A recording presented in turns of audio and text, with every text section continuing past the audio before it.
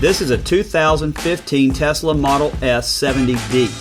I'll never forget the first time I saw a Tesla. I was in Orange County, California, and I about had a wreck trying to figure out what kind of car it was. This Tesla here is owned by my good friend Katie McCowan. She's a real estate agent with Next Home Specialist. After closing one day, I asked Katie about her Tesla, and she took me on a quick ride. Frankly, she scared the crap out of me because this car takes off like the rock and roll roller coaster at Disney World. It actually throws you in the seat when you accelerate. I've never driven a car so fast on acceleration. This machine is 100% electric. That means no gas at all. It has a range of 240 miles on a single charge.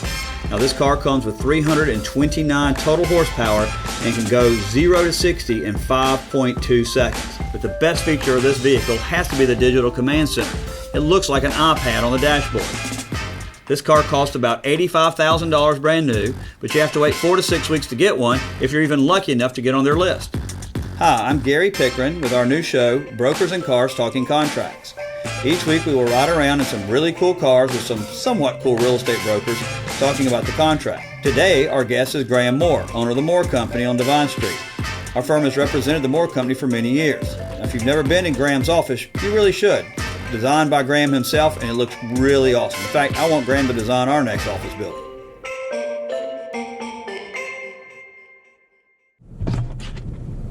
What's up, Gary? How you doing, man? Good. How are you? Doing good. Can't get in here. I think you can slide it back on the side. How are you? Well, good. Thanks for doing the video with us. Absolutely. Happy to do it. Yeah, it gives me a chance to drive cars that I don't ever normally get to drive. Tesla. I don't think I've ever been in a Tesla. This is the first time. It's like driving a very fast golf cart. So, Gary, I want to talk to you about the seller disclosure in the contract. Okay. So the contract provides two options, right? Yep. It says you either have to fill out a seller disclosure or you don't have to fill out a seller disclosure. So what's the discrepancy? All right, so South Carolina law requires for most residential closings that you have to do a seller disclosure. There are 15 or 16 exemptions under the statute. So if you qualify for one of those exemptions, you don't have to do it. The interesting thing about the exemptions is the last exemption is the exemption that says the parties don't want to do a disclosure and they've agreed mutually not to do one. So while the statute requires you to do one, in most cases, you can agree mutually not to do it. So an example is like, I know you do a lot of rehabs of houses in Shandon where we're currently driving through. And so in those situations, if you were rehabbing a house, you were buying a house and you were just literally going to buy it and gut it, you and the seller could agree not to do a seller disclosure. And so that's the provision you would select then. It would just be that you don't want one. Right. Got it. All right. So you talked a little bit about the exemptions, but what are some of the most common exemptions that we see with seller disclosure? Well, the most common exemptions you'll have is when the state or federal government is selling one. So if you have a house that's owned by HUD, state housing, VA, Fannie Mae, Freddie Mac, those are usually your most common. You also have builders. Any new construction doesn't have to do one. So if it's a new construction that's never been lived in, which is different than a rehabbed house, but a new construction never lived in is an exemption. Tax sales, anything that comes to a fiduciary, sort of like an estate or a trust, they don't have to do them as well. So those are kind of your main common ones. So you just mentioned trusts, and we deal a lot with that. So folks, unfortunately, die, and then you know their estates have to sell their property, right? And a lot of times those people, the children of the people who've passed away, don't feel like they need to fill out one of these disclosure forms. Is that okay? All right, that's a great question, because what happens is the personal representative is acting as a fiduciary, so a fiduciary does not have to do one. So if the estate of Gary Pickren was selling it through the estate, let's say my wife Emily is the personal representative, she would not have to do one as the personal representative. But that's different if the if the property is transferred from the estate to her individually, and now she's selling as an individual, then she would have to do one. And that is a problem a lot of people find, is that... So the estate doesn't have to, right, but if it's inherited... Exactly, exactly. So a lot of people don't get that. And they're like, well, I got it from the estate, or I got it from a tax sale, and now I'm selling it.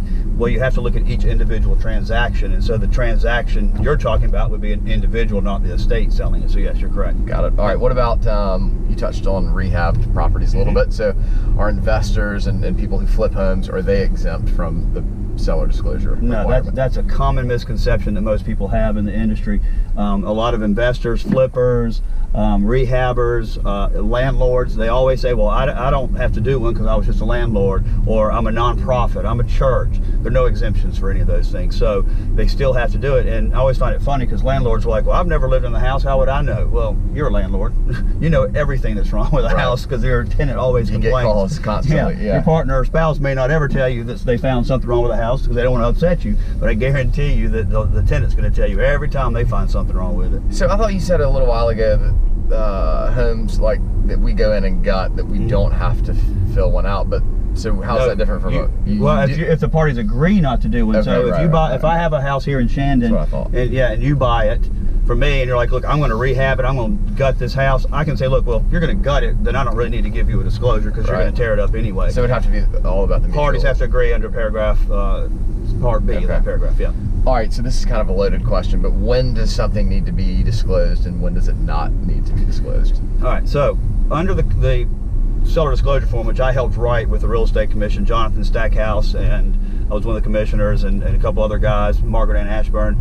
We actually wrote that disclosure form together for the commission, and that was one of the big struggles because the statute only requires if it is a present problem. So if something is currently wrong with the house, you have to disclose it. You don't have to disclose it if you have repaired it. Well, that's kind of a loaded question. So for instance, let's say that my roof is leaking, and so I repair the roof leak. Should I disclose the roof leak? Well, it's not a current problem, so I don't have to disclose it. But I always tell people, if you don't want to be sued on it, disclose it. I tell my clients all the time, over-disclose. Even if you've repaired it, just tell people what you've done, and it'll make them feel better. Right, and they can double check the repair to make sure it was done right. So, you know, things like foundation repairs, leaks, HVAC, because you do know that if you had an HVAC problem 2 or 3 months before and you repaired it and you don't disclose it, even though you don't have to disclose it because you only have to disclose current known problems, the next door neighbor is going to come over and say, well, I saw the HVAC company out here the other day, I guess they fixed that problem. They're going to tell your new buyer that, and then the buyer's going to be very upset and they're going to want to file a lawsuit. So it's always best just to disclose, in my opinion. Now, it runs a risk if you disclose every single thing, you all of a sudden your house looks like a rat trap. Right. Gary, next question. Are we being followed? Yes, we are. Who is following us? We're being followed by Jordan, and the owner of this car. Katie's not following me. She's not following me because she's scared I'm going to wreck her car. We're being followed by them filming us. I thought I saw. Okay, all right, that's what they're doing. Yes, that's exactly. That's a good question to ask. All right. Which, by the way, driving this car is kind of funny because it's like a golf cart, so you don't ever really use the brake. Because right now, I just take the gas off and it stops. And so you have to feel like you're almost having to drive up the back end of the car to get to them. One step closer to just self-driving. Yes, and well, this one does that. She asked me if I wanted to have it do it, and I was like, no, I was afraid I would screw it up. All right, so we see this a lot. Contracts, houses go under contract. Then they go through inspections. Yep. And then buyers and sellers can't come to terms. Buyers freak out. They see all these things on the inspection report. The deal falls through, and unfortunately for the seller, in many cases, the house has to go back on the market, and now with sort of a, it's tainted. What do they have to disclose? Do they have to update the disclosure once a house goes back on the market after being under contract? So the state law says that once you issue a seller disclosure, if anything in the disclosure is rendered inaccurate, incomplete, or misleading, you have to update it. So in a situation, if you and I are under contract to buy a house, I do inspections, I found problems with the house, I tell you I'm not buying the house. Under our contract, I have to provide you a copy of all inspections. So now you have notice of those issues. So once you have notice of those issues, if the contract falls through, you now have to update the disclosure. All right, so I'm getting into the weeds a little bit here, but so you mentioned providing those inspection reports. So you're the seller, I'm the buyer, I hire the inspectors, I walk away from your house. You have a copy of my inspection reports. I've heard inspectors say before, you can't provide those inspection reports that I did for your buyer. Like, basically the seller doesn't have a right to those inspection reports to provide them. Yeah. Because there's some liability, I think, involved for the inspector. Right. So what happens in that is our contract requires, if you terminate the contract due to inspections under paragraph 9, you have to provide copies of all inspection reports because we do have a duty to update our disclosure. So that is your right. You're giving them the right. You're giving them a copy of it, but now the inspector's correct because there's no contract privity. So the only person that has a right to sue on the negligent inspection would be the person who actually hired them, which would be the buyer. So if the seller gets the report and there's something wrong with the report, there's no contract between the seller and the contractor, so they wouldn't be able to sue them. So they're right and wrong. You can provide them. It's just for information purposes, and it shouldn't be relied on. All right. You do your own inspection. So you've seen these inspection reports, and a lot of these old houses, I mean, you'll have 50 items, little nitpicky things, Right. but it's a lot. So the disclosure form doesn't give you a whole lot of room to Right. disclose these things. So what I tell my clients is just on the bottom of each page, see attached inspection reports. Right. Is that good enough? Right. Well, there's a couple things. Is you only have to disclose what the disclosure asks you to disclose. And when we put that form together, we actually went into the actual statute, which I know is kind of novel, because the inspection report that they had previous to ours didn't even ask all the questions that are required by law to ask. It was kind of crazy. So we went in there and actually asked the questions that the statute asked. So if there's something on the inspection report that is not on the disclosure form, for instance, let's say there's I don't think the toilet leaking would be, but let's say the toilet lid doesn't close tightly or whatever. It doesn't line up. Right, yeah. It doesn't line up. That's not a question on the disclosure, so you're not required to disclose that. But a real estate agent has a double duty. They have a duty to disclose material adverse facts. Well, unfortunately, under our new statute, they tried to define what an adverse fact was, and they made it so narrow that really most things don't apply. It has to affect the value of the house, the structural integrity of the house, or the health of somebody living in the house. Well, the toilet lid not closing correctly on the toilet doesn't meet any of those, right. So you probably don't have to disclose it. But it's not a bad idea. Fill out the disclosure fully, and things that you can't disclose in the disclosure because it's too much or there's not asked, you can write that in additional remarks, see additional information in the inspection report. Then you can't get sued on it. Right, and I've found that it's just best to give it all to Right, and there's a state law, there's a case out there that says once you disclose something or once somebody finds out something and they decide to close on it, they can't later sue you because you didn't disclose it to them, because once they have knowledge of it, they know it, they can't unknow it. So just disclose it and not worry about it. All right, so one more thing. So for sale by owners, properties, they don't understand the law. That's correct. Buyers agents hate working with people who do for sale by owner. I've got a deal right now that I'm afraid that's going to fall through. I'm representing the buyer, and the seller is obviously representing themselves. So if it falls through, can I, or do I have any obligation, like sort of to the profession, to the rest of the world really, to make sure that like other agents who show the house know about these issues? Because I'm afraid that she would try to hide these. Well, when you're working with a for sale by owner, you need to let them know from the beginning they have to provide the seller disclosure form. And so, which she did, but I guess the inspections, you're concerned she won't update it. Right. You know, I think all you can do is to notify the seller when you close that you're not closing, is provide them a copy of the inspection reports that show why you're not closing, and then to tell her, you know, you have a duty to update this disclosure under state law, and if you don't do that, then the future buyer can sue you for failure to update that disclosure. Yeah. Whether they actually update it or not, you know, it's just a risk. Now, if you have another agent in your office that's closing, or a friend, I don't see any problem with telling that friend the reason we didn't close was because of the inspection report. So I have no duty of confidentiality to that seller. No, because you don't represent them. They're a consumer, not your client. Customer, not client. All right. What role should we as agents play in the disclosure process, in the form filling out and all that kind of stuff? So I've represented real estate agents for most of my 23-year career, and back in the day we used to tell agents, don't you put your fingerprints on it when somebody gives you the seller disclosure. Stick it in the envelope, close that envelope, hide it in a basement, don't touch it, don't let anybody know you've even seen it, because we didn't want you to be involved, because back in those days you didn't get sued on that form. People, as long as you weren't involved in helping them fill out, they didn't sue you. But now it's used as a, you know, the real estate commission says it's used as a shield for you. It's not. It's really a weapon to be used against you.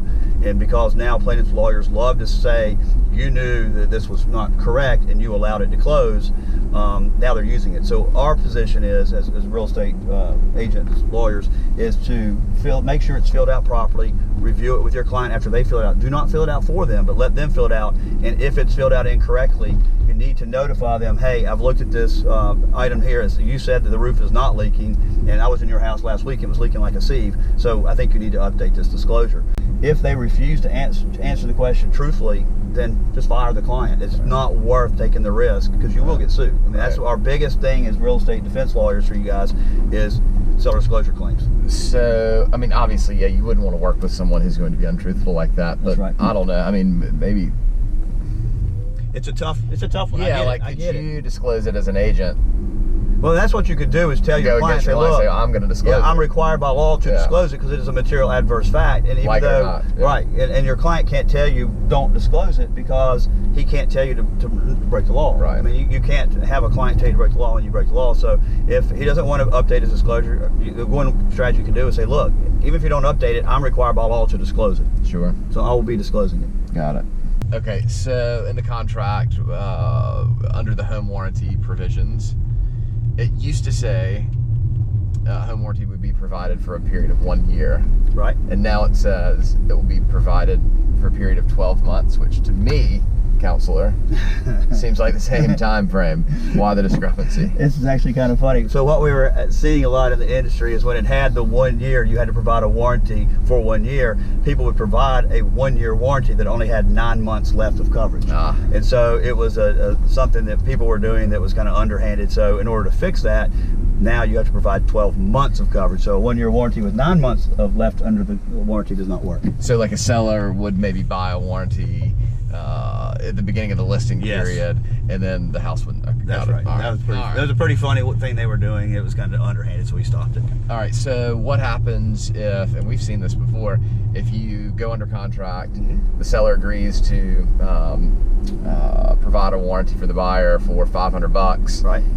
During the contract process before closing, the home warranty company decides they're raising their rates. Who pays for that? Yeah, and that happened just a couple months ago, maybe about a year ago, when the rates went up. And we've also seen it where agents just write the wrong number in there. Right.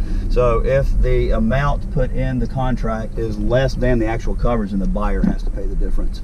And so we have a lot of closing statements where... Is that just sort of common law practice, or is that... That's just something we decided to put in the contract as a compromise. Okay, yeah, we put that in the contract as a compromise with the buyers and sellers agents. But we were seeing that a lot, and we still see it. I had one last week where they put $495 in the contract, and it wound up being $505, so we had a $10 charge to the buyer. All right, so paragraph 15 tells the buyer they have the right to look at, the title and all of that stuff with the house. What's that? Well, it seems like that's an attorney's job. Yeah, there's two reasons that paragraph. The long paragraph that talks about how a buyer needs to have a termite inspection done, surveys done, appraisals and all that. It's basically for two reasons. One is to protect the consumer, because consumers sometimes just don't know, and maybe they're not getting the best representation. So it gives them a litany of things that they should do to make sure that they're getting the right house for them. The second purpose of that is also to protect the agent, because when the agents are telling the client through the contract, these are the things you should do, if the buyer decides not to do it, then at least we have evidence that the buyer understands and knew they should have done those items, and it stops hopefully needless lawsuits. Got it. All right. All right, so the contract committee put in this third-party approval for foreclosures and short sales. Talk a little bit about that. All right, so back when the economy went bad in the first decade of the 2000s, we had a lot of short sales.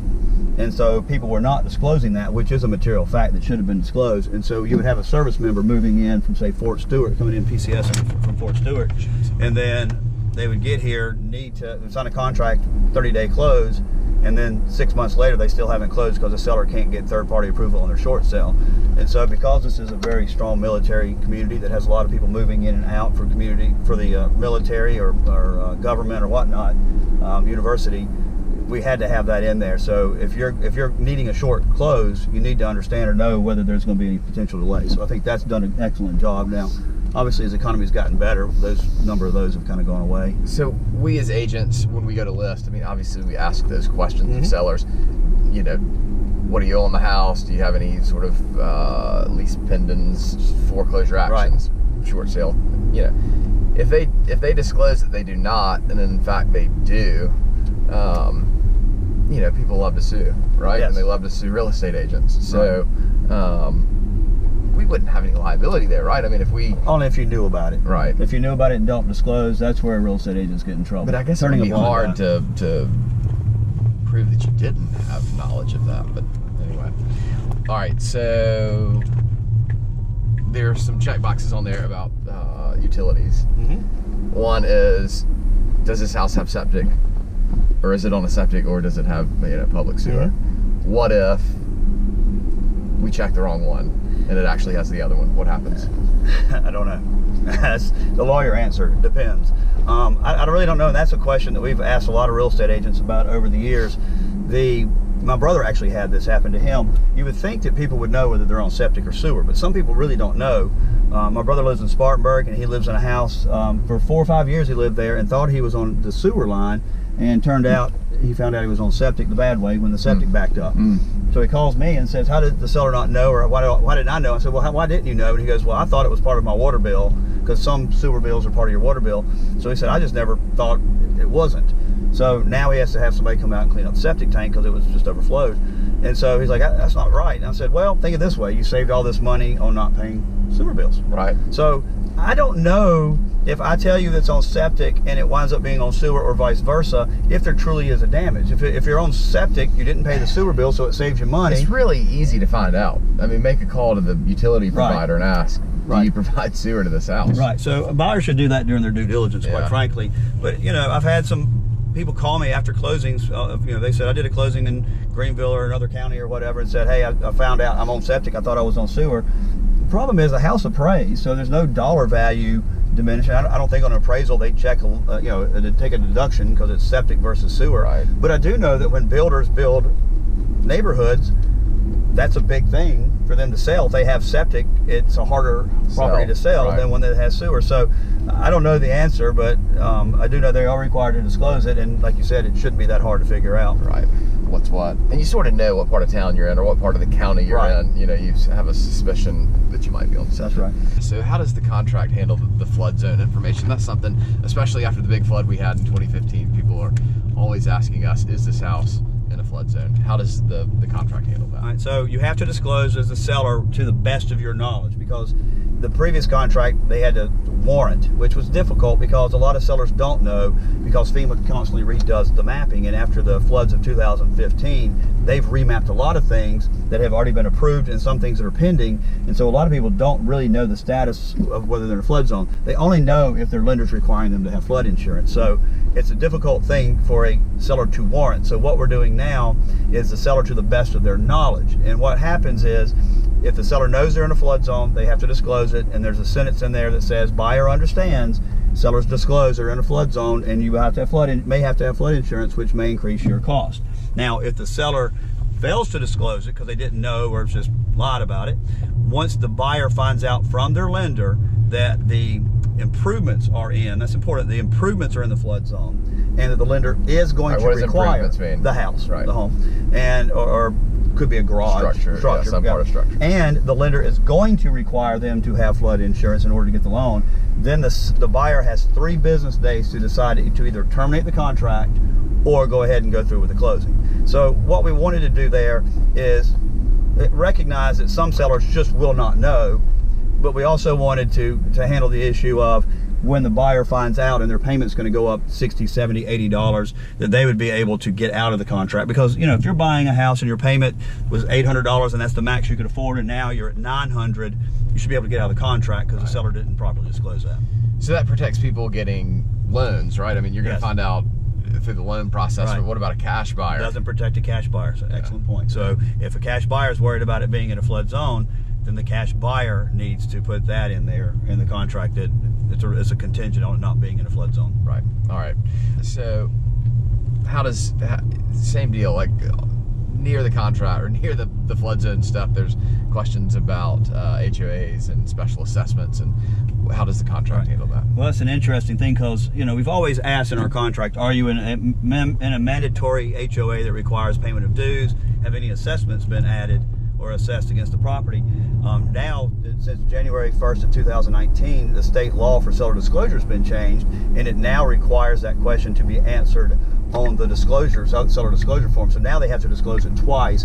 So now if they don't disclose it correctly, there really can be a problem for the seller. So what we're doing now, we actually, there was a task force that revised the seller disclosure, and I sat on some of their meetings, and so that now is asked specifically, where it was always asked in the addendum to the seller disclosure, it's now a specific question. So that's important. So what your seller has to do now is to disclose, is it an HOA? And if they fail to disclose it, and it is, it is an issue. I mean, it could be a failure to disclose material term. What's kind of scary to me is the special assessment deal, because that gets into a gray area. Are there any special assessments? Well, not right now, but what if there are, a day before closing and the seller didn't know or fails to disclose, and you close? I've had that happen before. Yeah. Like a $5,000 assessment was slapped on each resident in a condominium complex. It all goes through day of closing. So if an assessment is levied up to the day of closing, up to the closing time, then the assessment's the seller's responsibility. Right. That gets difficult though, because I had that But happen. if they know it's coming. If they know it's coming, they should disclose. Right. That's where you and I talk about they should disclose. It's just foolish not to disclose. But yes, you're correct. If they don't disclose, then they could be responsible. The problem for the buyer truly is, though, you close it, then you find out after closing that an assessment was levied 3 or 4 days prior to closing. The seller's moved to Idaho. Right. He's how you washed get the his money. hands. He's washed his hands of it. He's gone. It's very difficult to sue him and collect on it. So you're probably out of luck in those situations. Just not much you can do about it. Well, thanks for all your hard work, Gary. Cool, man. I appreciate it. it. You're always a great wealth of knowledge for us when we have questions about the contract. You wrote the damn thing, you should know, right? Well, I helped write it, but yes, right. I enjoyed it. I've been on that contract with me for about 12 years now. Yeah. So before we finish, I'm going to take you to the interstate because I want you to see how fast this car is. Watch this. Watch this. Ready? I mean, is that not insane? Yeah, that's pretty fucking crazy. It's insane. Yeah. It's freaking crazy. 0 to 70 in like, wow. I mean, it's fresh in the back. It really does. That was pretty cool. That was pretty cool. From an electric car, that is insane. I mean, it has That's more power. pickup than any car.